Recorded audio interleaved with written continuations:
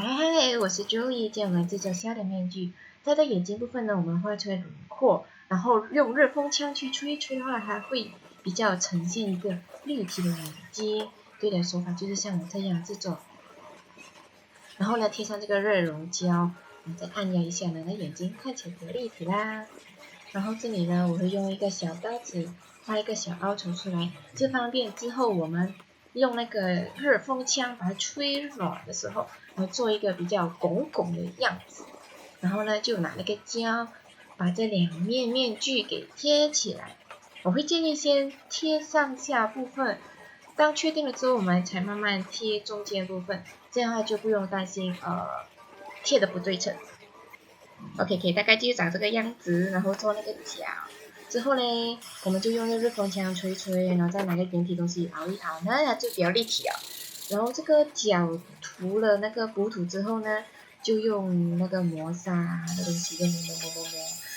磨好之后呢，我们就做那个角。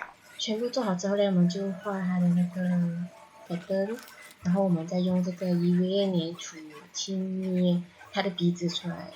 之前呢，我是用 EVA 来刻的，是非常的丑，所以我建议是用粘土来造型，就是这样。然后这个是那个角呀，这个贴下去后是非常的牢固，它是不会掉。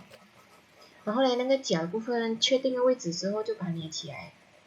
然后就到牙齿部分，贴上胶，然后粘起来。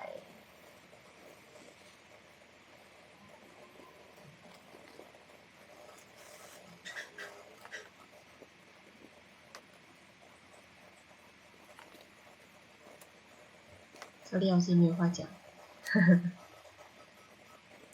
OK， 然后就到下面的那个牙齿。OK， 整体上就是长这个样子。嘿嘿，觉得很可爱。如果那个位置确定了之后呢，我们就可以开始粘它的那个脸跟那牙齿部分，贴上那个502。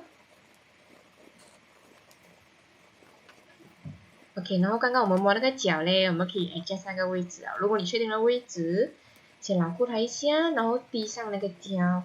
如果你是滴上那个胶才把那牙齿放进去的话呢，是非常困难的，我个人觉得，因为你会不小心把它粘在其他地方。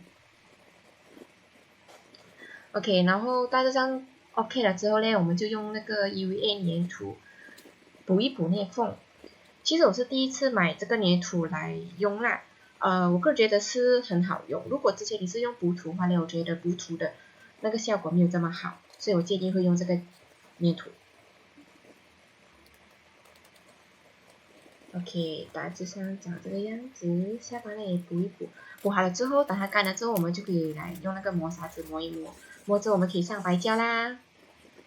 OK， 这是上完了3层白胶的样子，然后我们开始喷漆。喷漆这部分是最难的，因为我觉得喷了一个部分之后，你把它贴起来，而且是非常细节活。然后这里是我喷完后的样子，然后要一层一层的把那个透明胶纸给撕下来。有时候是非常能看到那个胶纸，要非常小心，不然会割坏你的那个面具。虽然但是过程呢是非常疗愈的，因为你一片一片把它割下来，我觉得还挺好看。但是整体上就感觉很痛苦面具。我这里都弄了20多分钟，就为了捏掉这胶纸。OK， 整体上就是这样。然后呢，一些小细节呢，我们把那个喷漆罐喷在小容器沟，再用这个刷子刷那个漆上去，这就是最后的成果啦。